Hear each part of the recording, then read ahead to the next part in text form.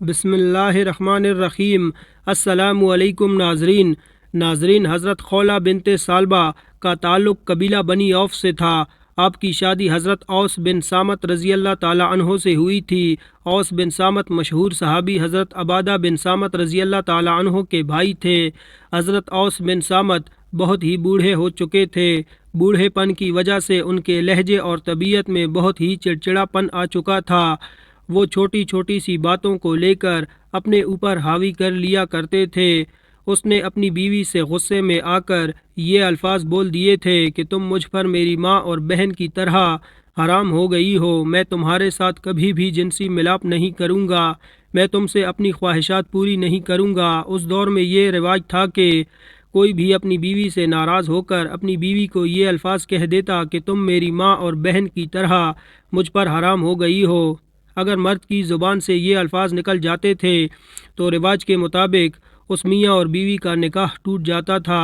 ان دونوں کا ازدواجی رشتہ ختم ہو جاتا تھا۔ جب اوس بن صامت رضی اللہ تعالی عنہ کا غصہ ٹھنڈا ہوا، حضرت اوس بن صامت رضی اللہ تعالی عنہ بہت ہی شرمندہ اور پریشان ہوئے۔ ان کو اپنی غلطی کا احساس ہوا کہ میں کیا کر بیٹھا ہوں، تو انہوں نے اپنی بیوی سے معافی مانگی۔ بیوی سے بات چیت کرنے کی کوشش کی تو حضرت خولہ رضی اللہ تعالی عنہ نے ان سے کہا کہ بے شک آپ نے مجھے طلاق نہیں دی، لیکن جب تک میں یہ مسئلہ اللہ تعالیٰ کے آخری نبی محمد صلی اللہ علیہ وسلم کے سامنے رکھ کر اس کا حل دریافت نہیں کر لیتی، میں تم سے بات چیت نہیں کروں گی۔ جب تک اللہ تعالیٰ اور اس کے رسول ہم کو اجازت نہیں دیتے تو تمہارا اور میرا ایک دوسرے کے پاس جانا جائز نہیں ہے۔ ہمارے تعلقات حرام ہی ٹھہریں گے۔ حضرت خولہ رضی اللہ تعالی عنہ نے اپنے خاوند کو کہا کہ تم پہلے حضرت محمد صلی اللہ علیہ وسلم سے یہ مسئلہ پوچھ کر آؤ۔ اس مسئلے کا حل نبی کریم صلی اللہ علیہ وسلم کیا بتاتے ہیں۔ حضرت اوس بن صامت رضی اللہ تعالی عنہ نے اپنی بیوی خولہ رضی اللہ تعالی عنہ سے کہا کہ مجھے اپنے گھر کا مسئلہ نبی کریم صلی اللہ علیہ وسلم کے سامنے پیش کرتے ہوئے شرم آتی ہے۔ میں نبی کریم صلی اللہ علیہ وسلم کے سامنے یہ مسئلے کرتے ہوئے شرماتا ہوں۔ میں کس طرح سے جا کر آقائے دو جہاں صلی اللہ علیہ وسلم کے سامنے اپنا مسئلہ پیش کروں؟ میرا تو یہی کہنا ہے کہ تم ہی نبی کریم صلی اللہ علیہ وسلم کے پاس جا کر یہ مسئلہ پوچھ کر آؤ۔ ہو سکتا ہے کہ ہماری دوبارہ سے آپس میں مشاورت ہونے کی کوئی صورتحال بحال ہو جائے۔ لہٰذا حضرت خولہ رضی اللہ تعالی عنہ سیدھا حضرت عائشہ رضی اللہ تعالی عنہ کے حجرے میں تشریف لے گئیں۔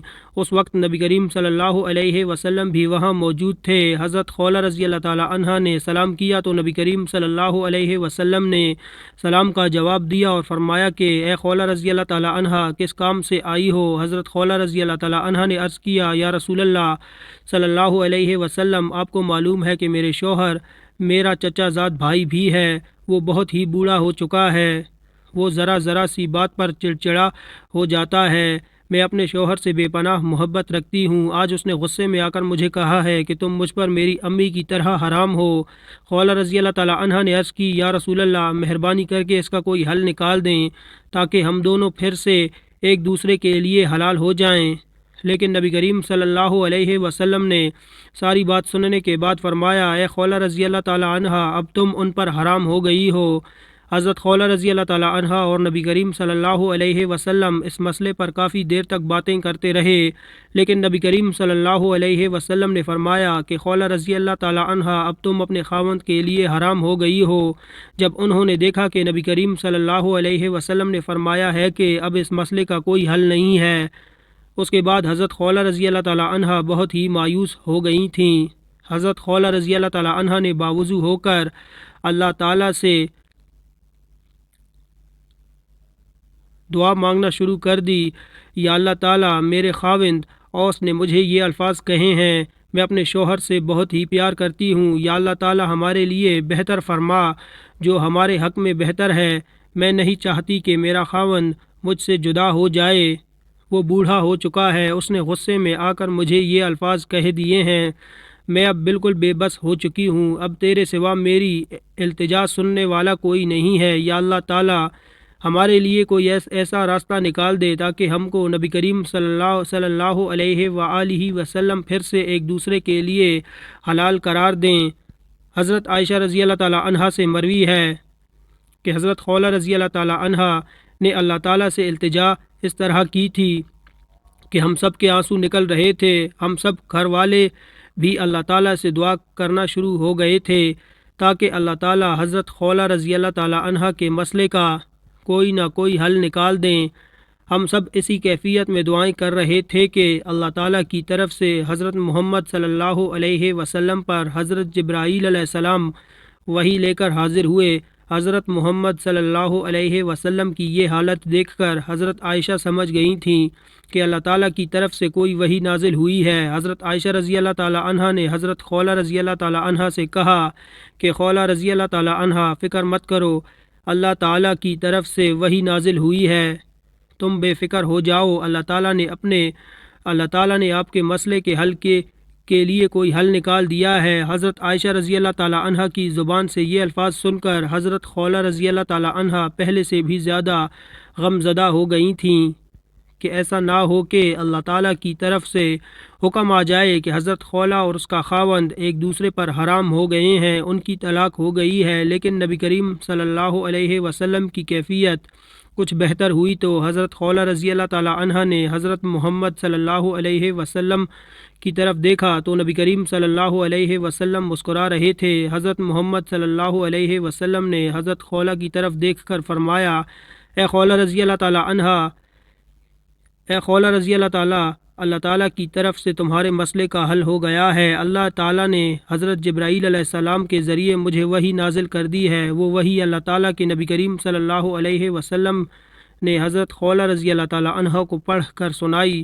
اس وحی کا ترجمہ کچھ یوں ہے کہ اللہ تعالیٰ نے اس عورت کی بات سن لی جو آپ کے ساتھ اپنے شوہر کے بارے میں جھگڑ رہی تھی، چونکہ حضرت خولہ رضی اللہ تعالیٰ عنہ ہی وہ عورت تھی جو آپ صلی اللہ علیہ وسلم کی اپنے شوہر حضرت اوس رضی اللہ تعالی عنہ کے بارے میں بات چیت کر رہی تھی۔ حضرت خولہ رضی اللہ تعالی عنہ نے ہی حضرت محمد صلی اللہ علیہ وسلم کو کہا تھا کہ مجھے طلاق نہیں ہوئی ہے۔ یہی وجہ تھی کہ سورت کا نام بھی مجادلہ اور اس سورت کو شروع بھی اللہ تعالیٰ نے اس الفاظ سے کیا تھا۔ اس سورت کو سننے کے بعد حضرت خولہ رضی اللہ تعالی عنہ کا یہ خوف دور ہو گیا تھا کہ نبی کریم صلی اللہ علیہ وسلم نے حکم فرمایا تھا کہ حضرت خولہ رضی اللہ تعالی عنہ کے الفاظ طلاق کے زمرے میں آتے ہیں، لیکن اللہ تعالیٰ کی طرف سے ان الفاظ کا معنی کچھ یوں ہے کہ ان الفاظ کا حکم طلاق کے نہیں ہے، بلکہ اللہ تعالیٰ نے ان کے الفاظ بولنے کا کچھ کفارہ و جرمانہ عائد کر دیا تھا۔ رسول اللہ صلی اللہ علیہ وسلم نے فرمایا کہ اے خولہ گھر جا کر اپنے شوہر کو کہہ دو کہ اللہ تعالیٰ کی طرف سے وحی نازل ہوئی ہے کہ تمہارے ان الفاظ کا یہ کفارہ ہے، تم کوئی لونڈی یا غلام آزاد کر دو۔ حضرت خولہ رضی اللہ تعالی عنہ نے عرض کی، یا رسول اللہ، آپ بہتر جانتے ہیں کہ میرے خاوند کے پاس نہ تو کوئی غلام اور نہ ہی کوئی لونڈی ہے، وہ کس کو آزاد کرے گا؟ پھر نبی کریم صلی اللہ علیہ وآلہ وسلم نے فرمایا کہ اے خولہ رضی اللہ تعالی عنہ، اپنے خاوند سے کہو کہ 3 مہینے مسلسل روزے رکھ لے۔ حضرت خولہ رضی اللہ تعالی عنہ نے عرض کیا، یا رسول اللہ صلی اللہ علیہ وسلم، آپ کو تو پتہ ہے کہ میرے خاوند عمر رسیدہ اور بہت ہی کمزور ہیں، وہ روزے نہیں رکھ سکیں گے۔ نبی کریم صلی اللہ علیہ وسلم نے فرمایا کہ اگر وہ یہ دونوں کام نہیں کر سکتے ہیں تو ان کو کہو کہ وہ 60 مساکین کو پیٹ بھر کر کھانا کھلا دیں۔ حضرت خولہ رضی اللہ تعالی عنہ نے عرض کی، یا رسول اللہ صلی اللہ علیہ وسلم، ہم بہت ہی غریب ہیں، اس سے یہ بھی نہیں ہو سکے گا۔ آپ صلی اللہ علیہ وسلم نے فرمایا کہ اچھا یہ بھی نہیں کر سکتے تو ان سے کہو کہ امام المنذر بن قیس کو میرے پاس بلا لائیں، ان سے کھجوریں لے کر 60 مساکین کو کھلا دیں۔ یہ سب کچھ سننے کے بعد حضرت خولہ رضی اللہ تعالی عنہ اپنے گھر کی طرف چلی گئیں۔ جب وہ گھر پہنچی تو آپ رضی اللہ تعالی عنہ کے شوہر نے دریافت کیا، خولہ، نبی کریم صلی اللہ علیہ وسلم کا کیا حکم ہے؟ حضرت خولہ رضی اللہ تعالی عنہ نے فرمایا کہ نبی کریم صلی اللہ علیہ وسلم نے ہمارے مسئلے کا حل بتا دیا ہے۔ آپ صلی اللہ علیہ وسلم کا حکم ہے کہ امام المنذر بن قیس کو میرے پاس لے کر آؤ اور ان سے بازشتر کھجوریں وصول کر کے 60 مساکین کو صدقہ کر دیں۔ اس طرح حضرت اوس رضی اللہ تعالی عنہ نے اپنی کھائی ہوئی قسم کا کفارہ ادا کیا۔ ہم کو چاہیے کہ ہر بات کو سوچ سمجھ کر کریں تاکہ ہم سے کوئی غلطی نہ ہو جائے۔ بے شک ناظرین، ویڈیو پسند آئی ہو تو ویڈیو کو لائک کریں اور ویڈیو پر ایک اچھا سا کمنٹ بھی کر دیا کریں۔ اگر آپ ہمارے چینل پر نئے ہیں تو ہمارے چینل کو سبسکرائب کریں۔ ملتے ہیں نیکسٹ ویڈیو میں، تب تک کے لیے اپنا خیال رکھیں۔ اللہ حافظ۔